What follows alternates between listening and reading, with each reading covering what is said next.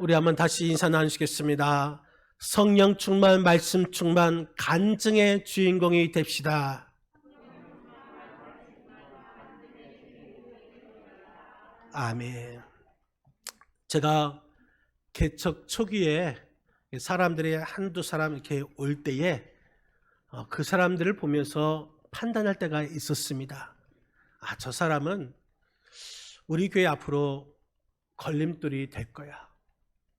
저 사람은 우리 교회에 정말 디딤돌이 될 거야. 여러분, 지금 여러분들은 우리 교회에 걸림돌이 됩니까? 디딤돌이 되고 있습니까? 그런데 제가 어느 날 하나의 글귀를 읽게 되었습니다. 수학과 신학을 공부하였던 영국의 유명한 사상가이자 역사가이고 평론가인 이 토마스 칼라일이라는 그자가 이런 말을 했습니다. 길을 가다가 돌이 나타나면 약자는 그것을 걸림돌이라 하고 강자는 그것을 디딤돌이라 이렇게 말을 한 것입니다. 우리는 세상을 살아가면서 하루에도 몇 번씩 수많은 사람들을 만납니다.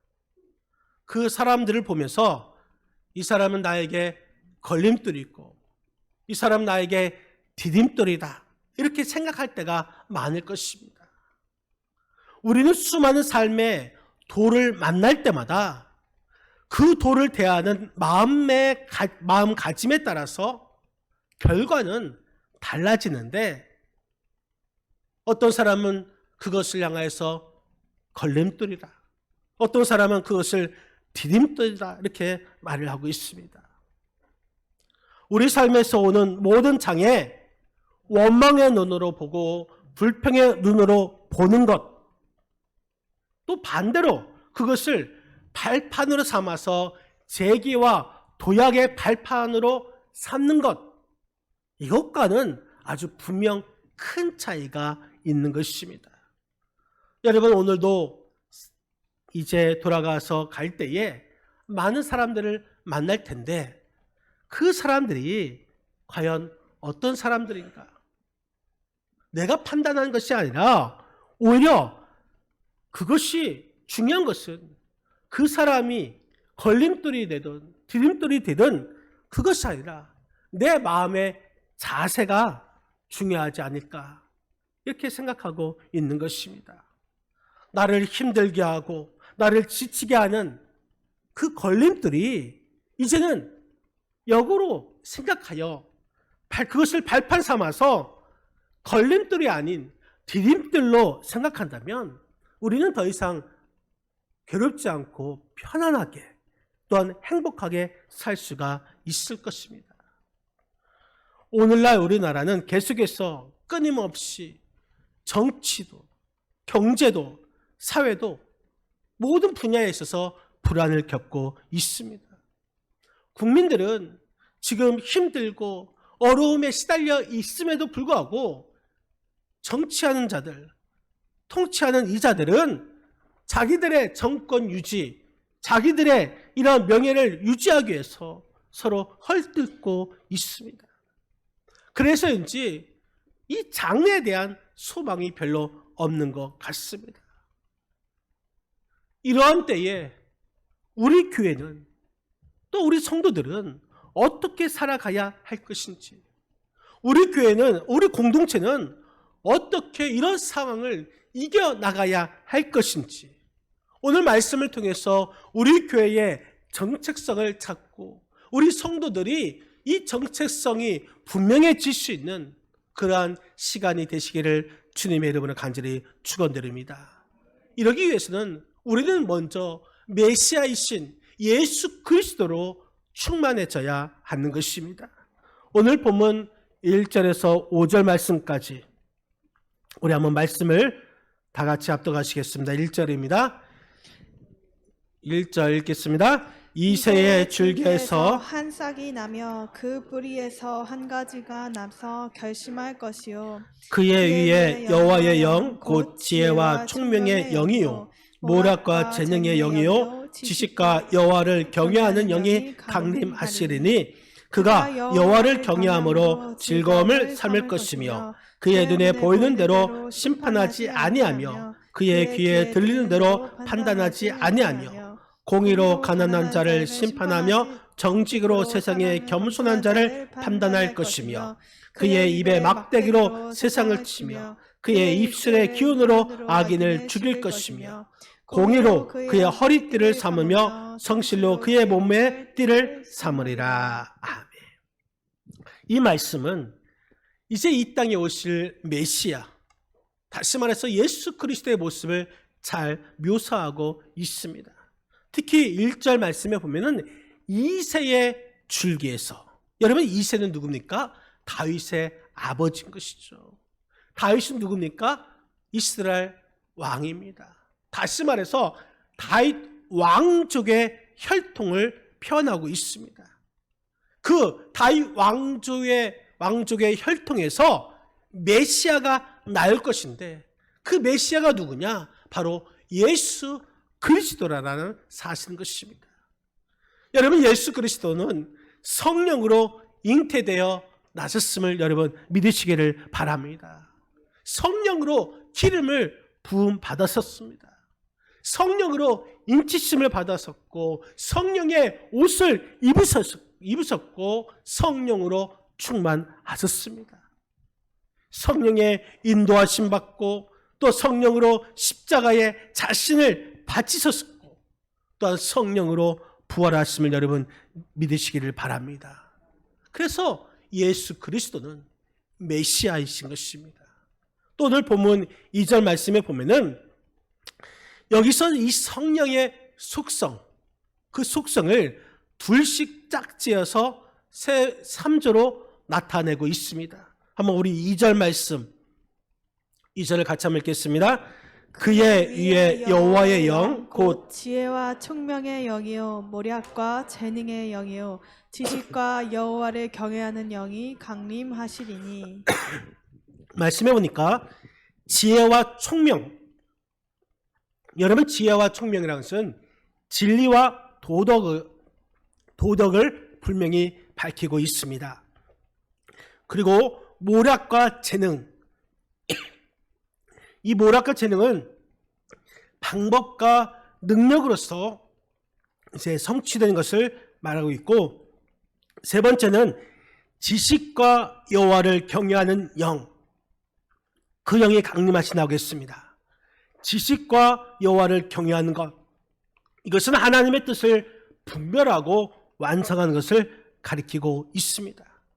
이 같은 것은 우리 메시아의 이 충만하심, 메시아의 완전하심을 가리키고 있는 것입니다.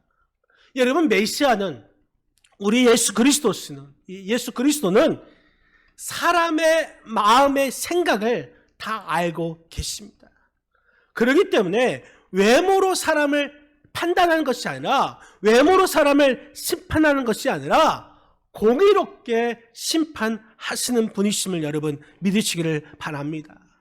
메시아는 권능의 말씀으로 창조하셨고 그 말씀으로 이 종말에 심판하십니다. 그래서 메시아의 지배의 통치를 받는 이 세상에 이제는 불의와 허위가 사라지게 될 것이고 오직 평화와 복락이 이 세상에 오게 되는 줄 믿으시기를 바랍니다. 우리는 그 메시아이신 예수 그리스도를 믿습니다. 그래서 우리는 하나님의 자녀가 되었고 또 하나님께서는 우리에게 놀라운 선물을 주셨습니다. 여러분, 하나님께서 우리에게 주신 놀라운 선물, 이 선물들을 통하여서 하나님께 영광 돌리는 통로가 되어야 할 것이고 끊임없이 하나님께 영광 돌리는 삶을 살아야 될 줄 믿습니다. 하나님께서 우리에게 지식을 주셨다면 그 지식으로 끊임없이 하나님을 섬겨야 하는 것입니다. 하나님께서 우리에게 물질을 주셨다면 그 물질로 하나님을 섬겨야 하는 것이고, 하나님께서 우리에게 건강을 주셨다면 그 건강으로 하나님을 섬겨야 하는 것입니다. 여러분, 있는 곳에서 하나님께서 주신 것으로 그것을 힘을 다해서 하나님을 섬기시어 하나님께 영광 돌리시는 저와 여러분의 삶이 되시기를 바랍니다. 여러분, 우리의 삶을 되돌아보면 하나님께서 우리에게 이 세상이 주지 않는 남다른 그런 은혜를 주셨습니다. 그 은혜를 받았다면 그 은혜로 말미암아 하나님을 섬기고 하나님을 사랑하는 그 일로 하나님께 영광 돌려야 할 것입니다. 그런데 받은 은혜가 있음에도 불구하고 그것으로 우리의 욕심으로 산다면, 하나님께서 주신 그 은혜로 우리의 욕심대로 산다면 우리는 죄를 지을 수밖에 없습니다. 우리에게 건강 주시고 물질 주시고 지식 주셨음에도 불구하고 하나님을 섬기는 마음이 없는 사람은 그 물질이, 그 건강이, 그 지식이 얼마나 무서운지 모르는 것입니다.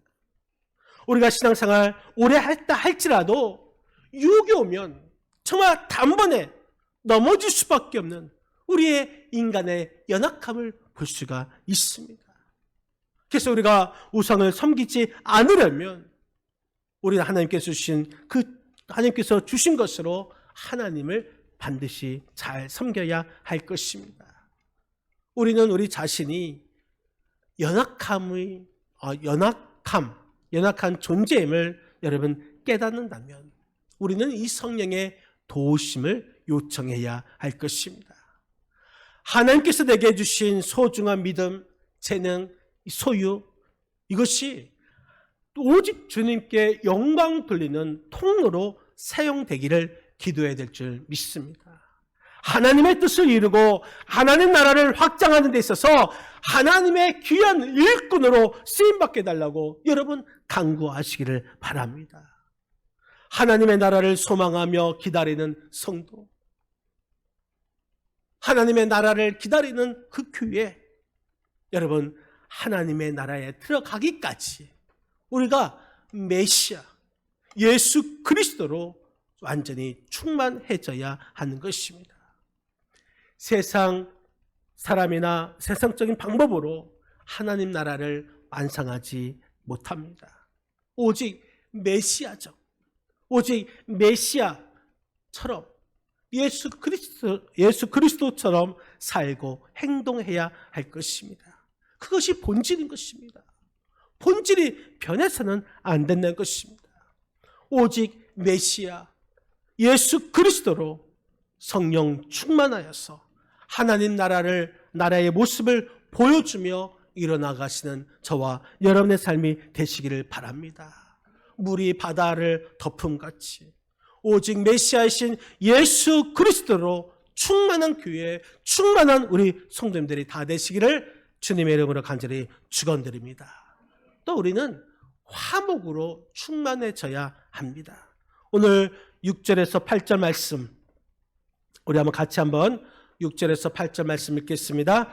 그때에 이리가 어린 양과 함께 살며 표범이 어린 염소와 함께 누우며 송아지와 어린 사자와 살찐 짐승이 함께 있어 어린아이에게 끌리며 암소와 곰이 함께 먹으며 그것들의 새끼가 함께 엎드리며 사자가 소처럼 풀을 먹을 것이며 젖먹는 아이가 독사의 구멍에서 장난하며 젖된 어린아이가 독사의 굴에 손을 넣을 것이라.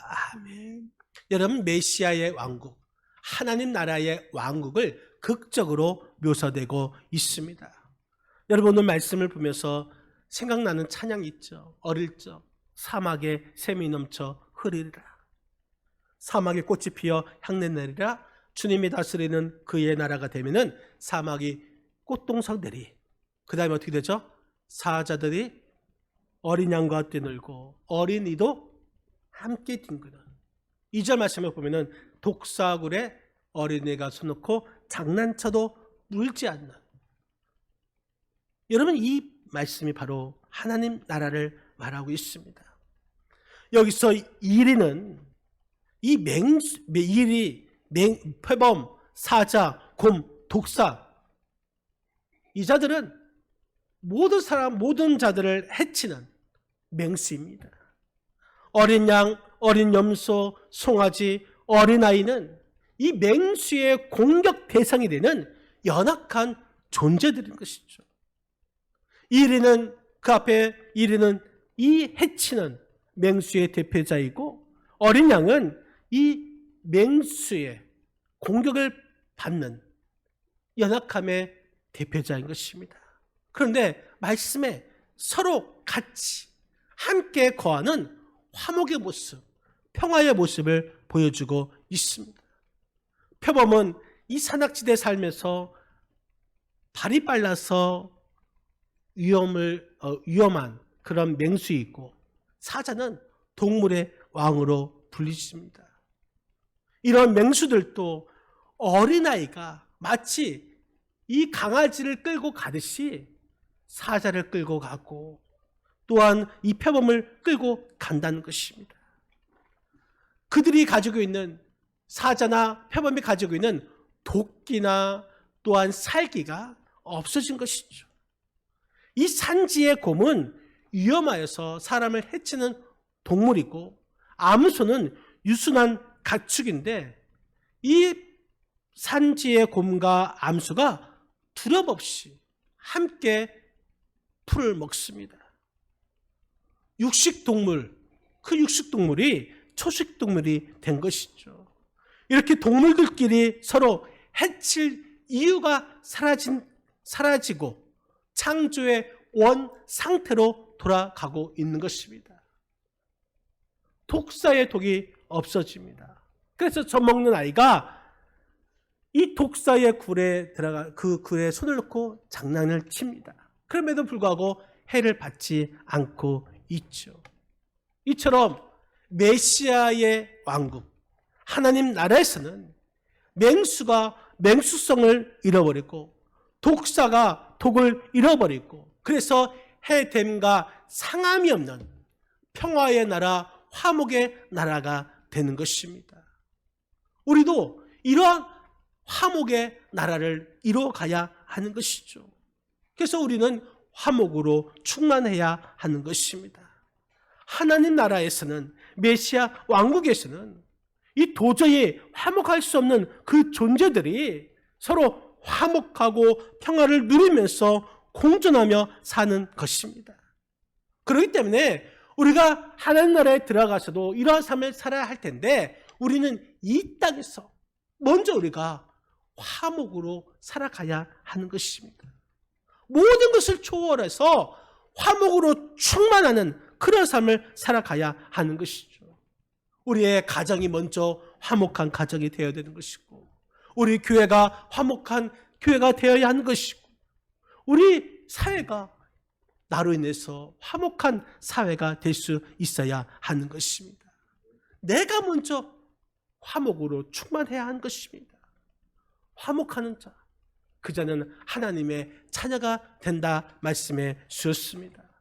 여러분, 이 세상에서 우리가 먼저 우리 인간과 인간이 또 인간과 동물 또 인간과 자연이 먼저 친화력이 회복되어야 할 것입니다. 싸우고 분리, 대결, 전쟁이 아닌 하나가 되는 이 화목이 있어야 하는 것입니다. 하나님 나라에 완성될 그 화목을 우리가 이 땅에서 우리가 먼저 누려야 할 것입니다. 여러분, 지금 우리 주위에 있는 맹수들이 누굽니까? 이리, 표범, 사자, 곰. 맹수가 과연 누굽니까? 어쩌면 그 맹수가 나일 수도 있을 것입니다.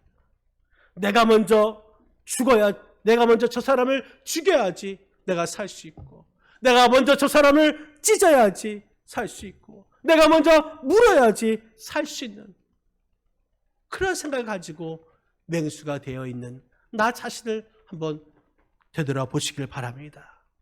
서로 물고 찢고 죽이는 이 맹수의 사회, 양육 강식의 세계가 아닌 물이 바다를 덮음같이 화목의 삶, 평화의 삶을 이 땅에서 맛보며 실천할 수 있는 우리 믿음의 권속들이 또한 우리 성도가 가정과 교회와 이 사회가 되시기를 주님의 이름으로 간절히 축원드립니다.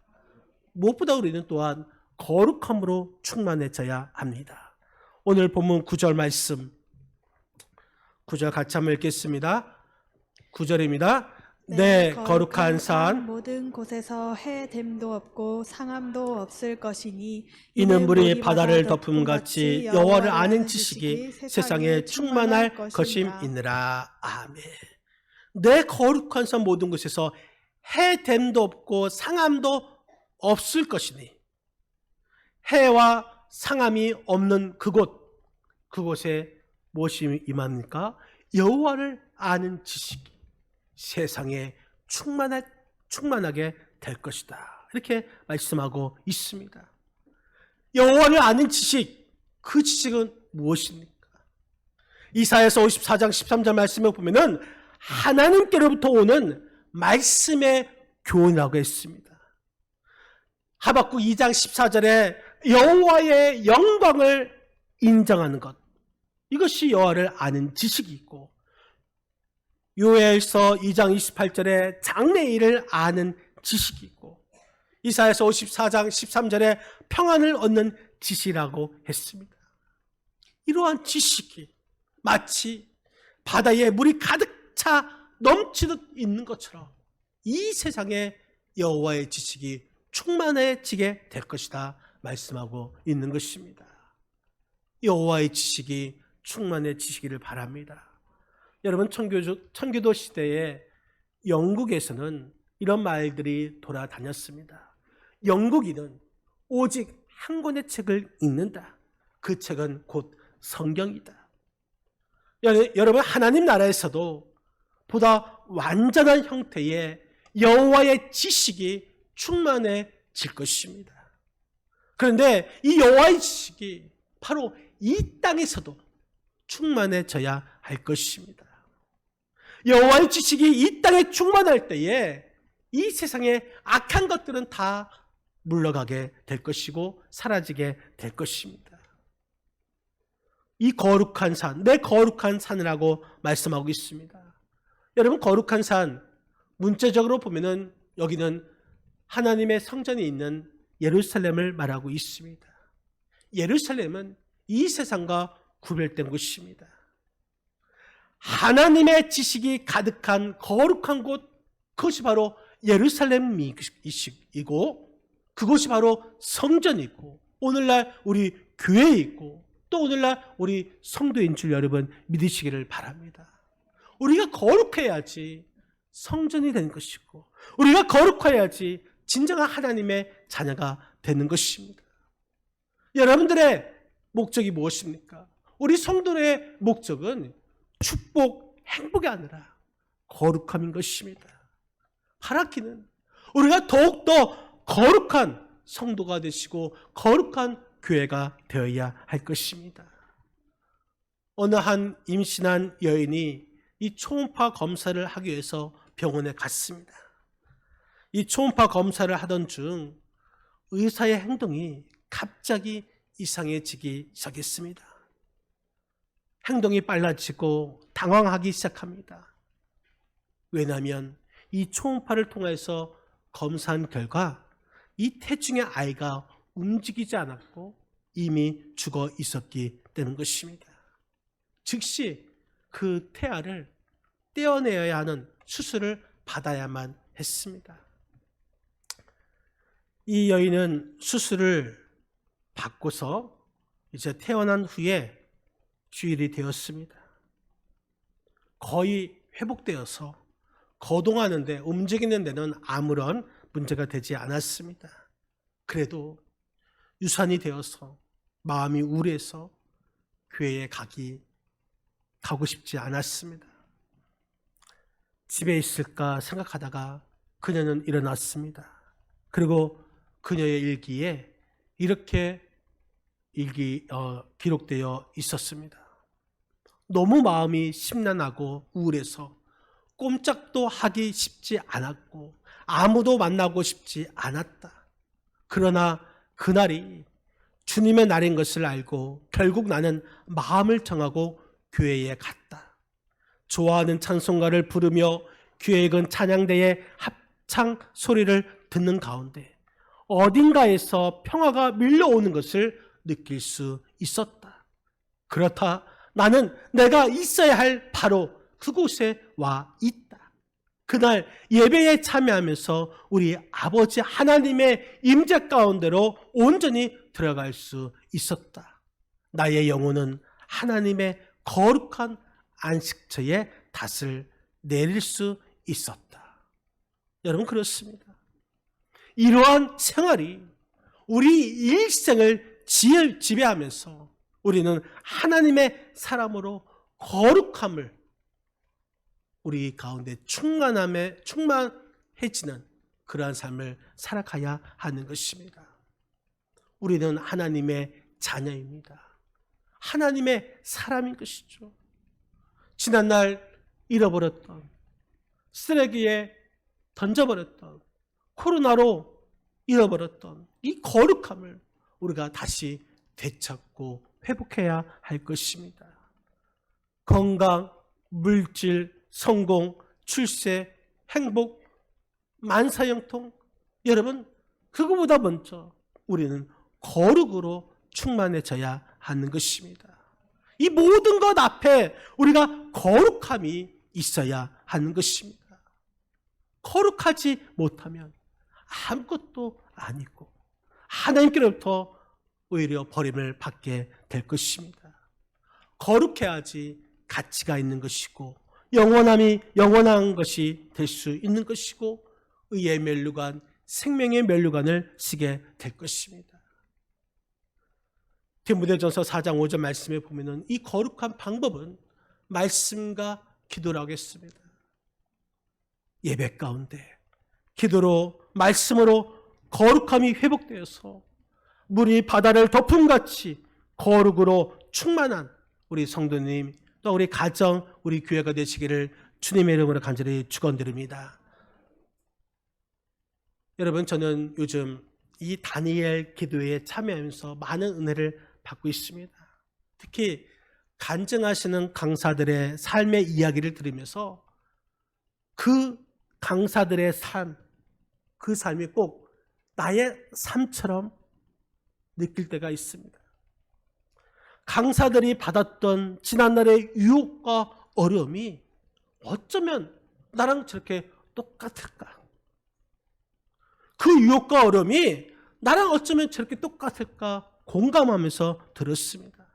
그러면서 어떻게 그 유혹과 어려움을 이겨나갔을까 기대하면서 간증을 듣습니다. 그런데 이 모든 강사들의 공통점이 무엇인가?